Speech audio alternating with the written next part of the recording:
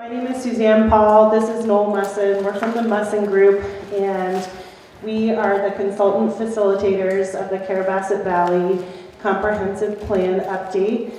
We're a small land use planning and municipal policy firm based on Mount Desert Island, so we drove up here today from there and always love being here. This is probably like the greatest spot to do a public hearing and a public meeting. I am standing up here today talking to you about this, but I'm just a facilitator. This plan, this product is really comes from the hard work of your comprehensive planning committee. So their names are listed here. I don't want to necessarily put them on the spot, but if you want to wave your hand if you were on the committee, I know not everybody could make it today. Thank you so much. I think they deserve a round of applause. They worked really hard for the last 2 years, really, that we've been working on this project. So, please check in with them too if you have additional questions. I just got to have the privilege of working with them and writing down all their ideas and packaging it together. Our objectives for today are to provide this overview of the plan, the process, the product, answer questions, gather feedback, and then part of what the town is doing now is preparing to submit this to the state of Maine for their review and approval. Comprehensive plans are these enormous undertakings. There's several major parts to the process. What they are is really meant to be a shared vision for the future. They guide where and how change can occur or growth can happen. They provide detailed goals and strategies and a framework for maintaining local control and an analysis of change over time. We're not going to go into a lot of detail about the data analysis, but up here on this table, one of these binders does include all of the data inventories that informed a lot of the ideas that you see in the plan. We're doing this plan because Carrabassett Valley's existing plan is due for an update. I think it was approved last in 2003, 2004. So it's time to update it in order to inform future land use and zoning decisions and then municipal budgeting and work plans. It's also mandated by the state, so the idea is that it's meant to be a 10-year plan. Most communities do not update their comprehensive plan every 10 years because it is such an involved process, but that's sort of the outlook time frame. It also helps provide framework and support for state grant applications. So oftentimes if you have a project you're applying for at the state, they want to see that there's consistency with the comprehensive plan. In terms of the how, there is the first kind of major piece of this, and I'll talk about this more in a second, is a data collection and analysis of change over time. So that's meant to inform, look at, okay, how are we changing if we are changing, and then what kind of goals do we have in terms of how we want to respond to that change. There's a public survey that's always included as well, and then other outreach that takes place.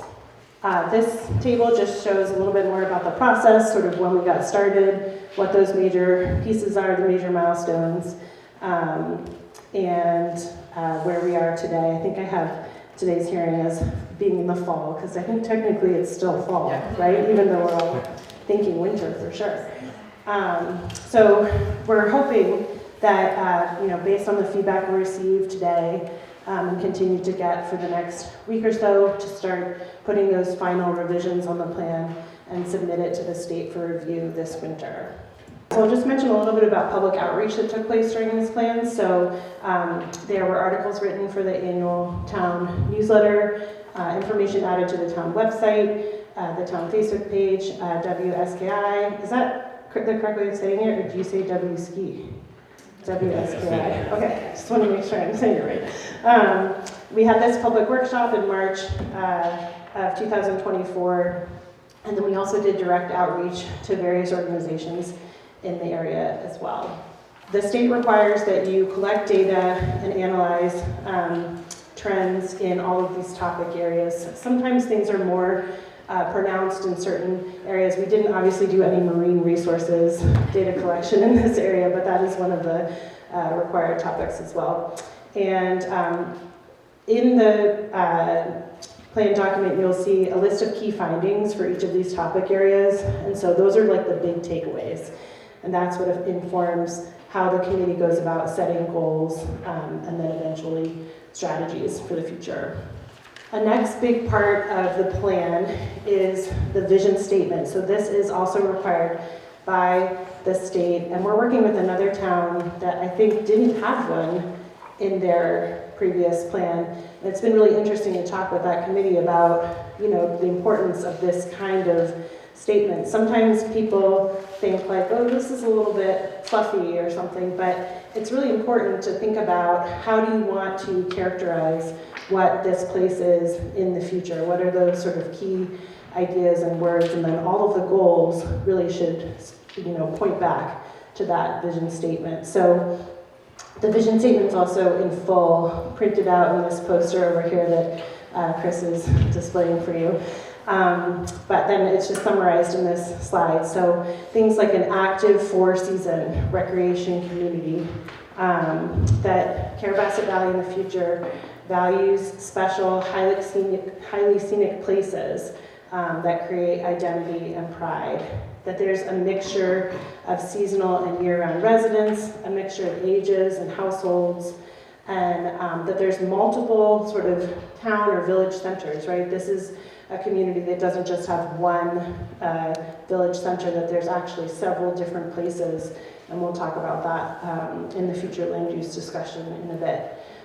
The importance of collaborative partnerships and relationships in this community is part of the vision statement as well. And then obviously protecting cultural, natural, and scenic resources. So those are some of the major parts that come out of this statement over here. This next slide looks at some of the major themes. So when we had kind of gone through this whole process, these are the things that kept coming back, right? The idea that this is an active place, that this is a connected place. The trail network in particular was talked about so much in this planning process. And then that it's a resilient place. Like, how do we think about resiliency in terms of, the river, the road, the economy, the potential changes in weather and climate, and what does that mean for Carrabassett Valley? So a lot of these key ideas that were developed in the goal setting are related to these kind of 3 big topics. So next we're going to go into the sample goals and actions. And so what we tried to do here, because it's so hard to communicate the entirety of a comprehensive plan in a presentation like this, all of the goals are written up on these posters here. But for the purpose of the slides, we only listed a couple of them. The committee did go through, at the end of coming up with all of the goals and strategies, go through sort of an exercise in prioritizing which ones do we think are sort of rising to the top. And those are listed in the plan document in the implementation section, so you can see that there. So first, for recreation and open space, some of the goals include providing and maintaining a diversity of resilient, high-quality recreation amenities and facilities for all ages and seasons, maintaining and strengthening cooperative public-private partnerships, particularly with the Penobscot Nation, around recreation access, programming, and cultural interpretation opportunities, maintaining and increasing connectivity of the existing and planned future trail network. Trails and recreation overlap so much with the economy section and the transportation section in this plan. So you'll see in the plan document, a lot of those things are sort of crossover or repeated. Sample actions include improving and increasing communication, awareness, and appreciation of the privilege of open space access when you're using trails. Whose land are you on? What kind of cultural information might be important, or historic information. I don't know if Stacy is still here, but we were talking about that earlier, that there's an opportunity there to improve that communication. And then exploring opportunities for a multi-use facility that includes space for additional recreational programming. So things like a portable performance stage or